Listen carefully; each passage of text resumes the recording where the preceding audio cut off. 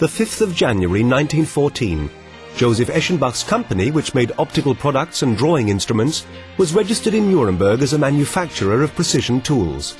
Nobody could have foreseen at that time how successful the company would be. In only 9 years, the company had already grown to an impressive size and would continue to go on growing. The first catalogues and price lists had to be printed so that the sale of magnifying glasses and other vision aids could flourish.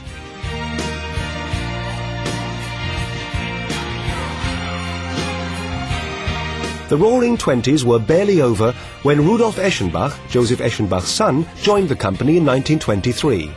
Even then, the value of good promotional publicity material was appreciated and huge quantities were printed. New target groups were added with the coming of the car age. Women were now also finally able to sport their own pair of Eschenbach sunglasses. Production continued throughout the war, and map measurers, compasses and telescopes were added to the product range. After 1945, as a result of the widespread war damage in Nuremberg, production was relocated to the Schopenhauerstraße. And Rudolf Eschenbach displayed a true sense of vision when, in the 1950s, he was one of the first German manufacturers to import binoculars from the Far East.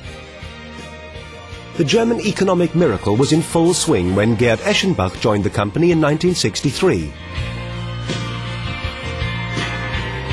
While at the end of the 60s women's dresses were getting shorter and shorter, Eschenbach was becoming more and more successful, which can be clearly seen in the buildings and production facilities built at the time. In 1974, when Germany's football team won the World Cup, Walter Eschenbach took over responsibility for the frame sector, while his brother Gerd stayed in charge of optics. This brought the two of them success, resulting not only in a great number of contacts throughout the world and above all in Europe, but also in a permanent network of branches and distributors. Since then, a network of 8 European branches and joint ventures in the USA and Japan has been built up. One particularly good example of Eschenbach's success is the invention of the illuminated magnifying glass, enabling people with severely impaired vision to see again. In 1988, Eschenbach revolutionized the frames market with Titanflex, a frame that retains its original shape even after being bent. Like the frames, Eschenbach didn't lose its shape, and the company continued to grow. In the 90s, it built its own technology center in Nuremberg, a powerhouse of research and development, production and technical optics. That's why lighter aspherical plastic optics are used today instead of heavier glass lenses. Ceratec arose out of a joint project with the Fraunhofer Institute. This is an extremely effective coating process for protecting plastic lenses against scratching. After being led by 3 generations of the Eschenbach family, the company outgrew the framework of a medium-sized family business. The far-sightedness of the Eschenbach brothers led them in 1999 to a partnership with the Hanover Finance Group, one of Germany's largest financial investors, enabling them to develop new corporate strategies. At the same time, successors to the Eschenbach family were appointed, namely Dr. Wolfgang Rebstock, who joined the company in 1999 as Chief Executive Officer. Wolfgang Dietrich, who as president of the optic division had helped to develop the company over many years, and Peter Schwind, who took over responsibility as president of the eyewear division in September 2001. The world's lightest Titanflex frame was developed for the T2 series using titanium and Titanflex. Titanflex has meanwhile helped propel Eschenbach Optik to the top of the market, while Eschenbach sunglasses have become the market leader amongst German opticians. The upper end of the market today is catered for by the Bogner Eyes range, while the highly fashionable Humphreys frames and sunglasses set new trends.